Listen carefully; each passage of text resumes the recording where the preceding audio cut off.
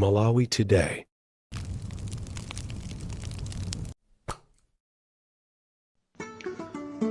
Amalawi ndabwera ndi breaking news chigawo chino chakumasana.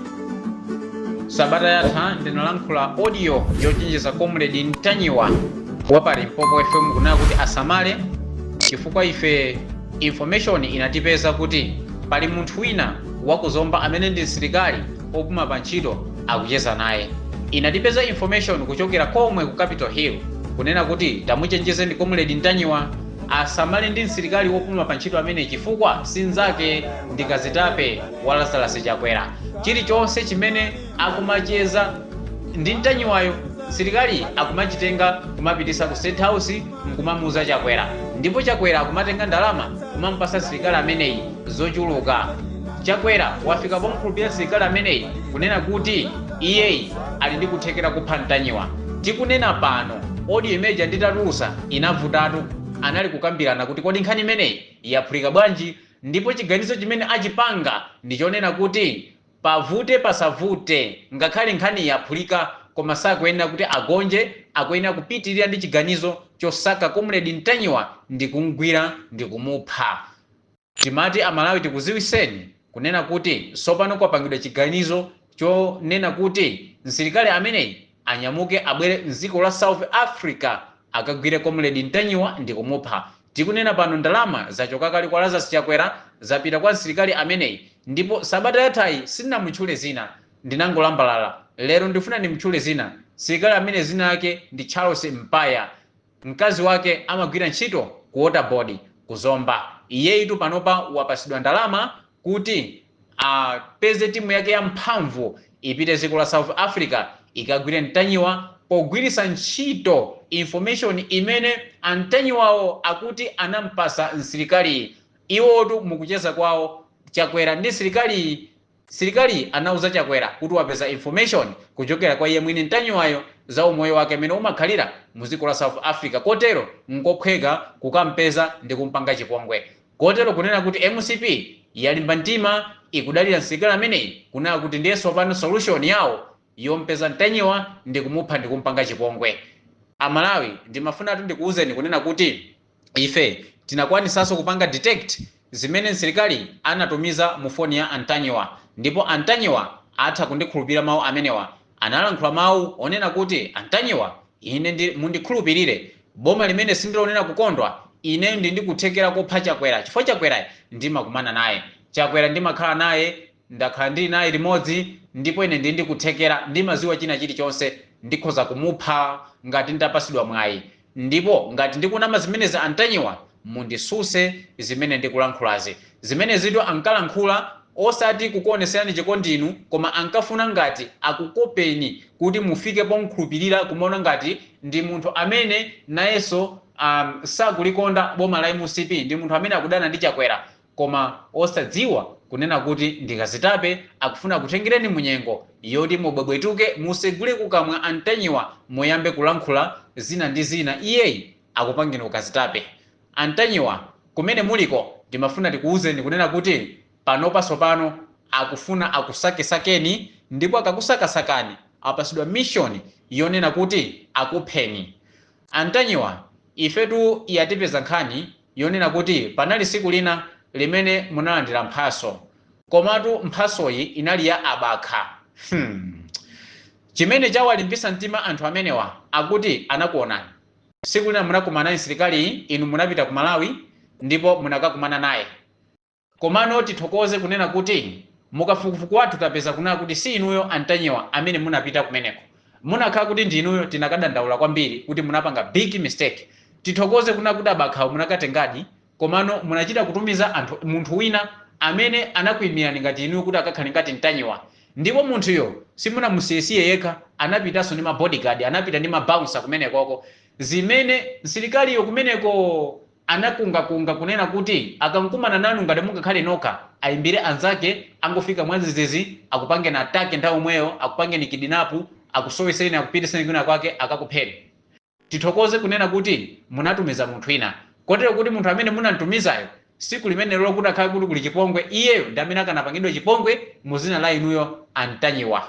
Ndiye chifukwa choti anakuonani analephera kupanga na attack chifukwa munapita ku ndi mabausa. Iwo to aganiza kunena kuti nkhope imene anaionayo akuti ndiye inuyo Antanyiwa. Ndipo Chakwera amulimbisa mtima kunena kuti anakuona nino Antanyiwa, koma osaziwa kunena kuti munatumiza munthu ina. Tikuthokoze na Antanyiwa chifukwa cha intelligence imene munachita bwino koposa. Kuteko anthu akunyamuka kuchoka ku Malawi kubwera dziko la South Africa kuti azikasakasaka nkhope imene anaiona pasiku limene makapasidwa abakha. Nkhope imene munayitumiza kukalandira abakha.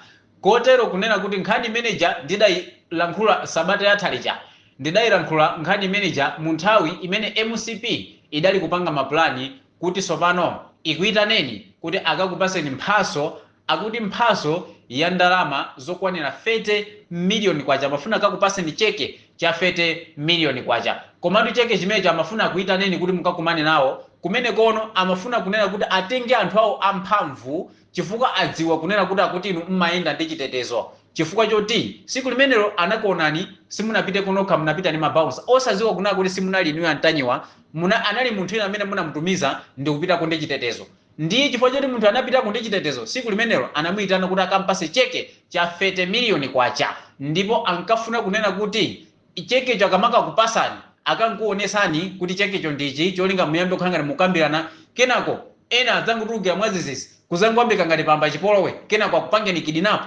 Kuteko ndo akanapanga kidinapo munthu olakwika, pamene anakadziwa kunena kuti apanga kidinapo munthu olakwika, mwina anakhala kuti amuphaso kale. Nkumona Antanyiwayo akulankhula choncho. Antanyiwa ndimafuna ndikuziwiseni kunena kuti sopano akonza zoti azikasakasaka, koma nkhope imene ali nayo yokasakirasakira Antanyiwa ndi imene anakumana nayo pasiku lokalandira abakhalo ngati mphaso. Ndi nkhope imene akuyigwiritsa ntchito. Akugwiritsa ntchito nkhope imeneyi. Komano ocheza nawo ndi inuyo Antanyiwa, asamacheza ndi munthu olakwika, amacheza ndi Antanyiwa weni. Munthu amene amacheza nawo kumapereka ma information, kamapasa ma information aboza okhuza moyo wanu ku South Africa, kamapasa olondola ndi inuyo Antanyiwa. Koma chisokonezo chimene chinachitika chimene munachiyesesa ndicho ngotumiza munthu wina pasiku limene inu makaina kuti mpasidwe mphasolo. Munthu anakatenga mphaso ya abakha kuti mudye mukhwasule musuke nkamwa, chifukwa cholankhula kwambiri pali Limpopo FM kuyimira Malawi, anakupasa kuti musuke nkamwa. Tithokoze pamenepo. Komano due to information imene munayipereka, anthu akugwiritsa ntchito imene nkutheka akhoza kukupezani, nkutheka akhoza kufika malo amene anthu akhoza kuwalonzera Antanyiwa weni. Ndikuwalonzera ndithu Antanyiwa weni, so mukuyenera mukhale osamala. Koma good news ndionena kuti tamvesedwa kunena kuti Antanyiwa simuli muziko la South Africa. Titapanga kafukufuku tamvesedwa kunena kuti muli muziko la Namibia. Ngati information imene ndiona, tikupemphani akomrade Antanyiwa kuti mupite kukhala ku Namibia, musachoke ku Namibia kubwera mziko la South Africa, chifukwa zikuonesa kuti inuyo munapereka information yolondola kwa asilikali ameneyi, ndipo ikuwapasa chilimbikiso kunena kuti akupezani ndithu, koma akugwiritsa ntchito nkhope imene inu munayitumiza. Koma tisanyadire kwambiri kunena kuti inuyo sanakuoneni munatumiza munthu, chifukwa cha information imene munapasa nkutheka information imene atakuyigwiritsa ntchito ndi kubwera dziko la South Africa ndi kupeza anthu amene mwina akukuziwani inuyo, kuwaonesa nkhopeyo akhoza kukana kuti uyi si Antanyiwa, Antanyiwa weni ndi uyi, ndikupezeka kuti atani akugwirani. Koma chosangalatsa sakwanisa kukupezani chifukwa ife tamva kunena kuti muli mdziko lija la Namibia. Tikupempheni Antanyiwa kuti ngatidi ndizoona zimene ife tamva kuchokera kwa anthu akufuna kwabwino amene atipanga tipi kunena kuti inu mwathawa muziko la South Africa kuthawira ku Namibia. Osati kuthawa iyayi, koma tinene kuti kuchoka ku Namibia kupita kukagwira ntchito zina. Mwachita bwino kwambiri Antanyiwa. Inu tikupemphani kunena kuti mukhale kumene koko, musabwererenso mdziko la South Africa, chifukwa asilikali ameneyi wapasidwa ndalama ndi Chakwera kufuna kupha moyo wanu, ndipo wapasidwa mabausa ochuluka kuti azikusakasakani muziko lija la South Africa. Iwe msilikali opuma pa ntchito Charles Mpaya, timafuna tikuchenjeze kunena kuti ukuziwidwatu, komanso MCP kugwiritsa ntchitoyo. Ukalephera mission yomusaka Antanyiwa ndikumugwira, iweyo MCP idzakupha. MCP imagwiritsa ntchito munthu ndikumuphaso. Ndiye ukuyenera ukhale ukuziwa kunena kuti wazika mukonde ukhoza kuphedwa ndi MCP ngati utalephera mission yosaka comrade Antanyiwa. Usamale kwambiri, komanso kuti ukuziwidwa unawululaso information kwa anthu amene Antanyiwa anatumizawo. iwo nkaona ngati kuti waona mtanyiwa naweso nkummasukira kuntenga ukamuonesa mkazi wako kumene akugwira ntchito kunyumba kwa ukuziwidwa, ndiye usamale kwambiri, usaone ngati kuti watani, usaone ngati kuti wachenjera. Iweso uli pa chiopsezo pamene ukusakasaka mtanyiwa, uziwe kuna kuti iweso watani wazika mukonde. Komanso mawu amene unalankhula kumutumizira mtanyiwa cholinga mtanyiwayo ufike pomwe mukomedwesa akhale ngati nzako, tinapanga detect, tili ndi audio imene unayitumiza. Titati audio imene ife tiyituluse ngakhale mtanyiwa azizimuka kuti zatheka bwanji kuti audio imene munayipeza bwanji, atutumuka. Uli ndi audio imene unayilankhula kwa mtanyiwa kumulimbisa mtima mtanyiwa kuti mtanyiwa, ineyo kufuna leloli ngati nditapasidwa mpata ndikuzokachosa moyo chakwera ndi ndikuthekera kupha Lazarus chakwera. Unalankhula mawu amenewo. Audio imeneyi idzatuluka, ituluka ukapitiriza zimenezozo uchite withdraw zopita kumakasakasaka mtanyiwa. Udzangononga nthawi, mtanyiwa kulibe ku South Africa, mtanyiwa ali ku Namibia. Ukuyenera usiye kulimbana ndi comrade mtanyiwa, uzipanga zako, otherwise uthera mu mavuto iweyo Charles Mpaya, msilikali wopuma pa ntchito kuzomba. Uthera mu mavuto ukapitiza zimenezizo, usiretu zimenezi upeze chochita china. In blessings, Chaima Rosario, Defenders Group for the good governance. Makoma nonse amalawi, nthawi ino ndimafuna kubwera ndi breaking news imeneyi. Ziko.